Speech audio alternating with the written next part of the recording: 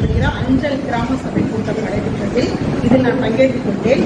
இதில் உள்ள தபால் நிலையத்தில் வங்கி சேமிப்பு கணக்குகள், பாஸ்போர்ட், எஸ்ஐ, ஆர்டி இந்த பற்றி நிறுவனம் மக்களுக்கு பயன்பெற இந்த கூட்டத்தில் விரிவாக தெளிவுபட சொன்னார்கள்.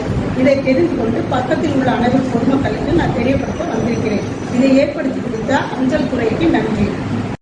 அனைவருக்கும் வணக்கம். என் பெயர் தவான் சர்மா.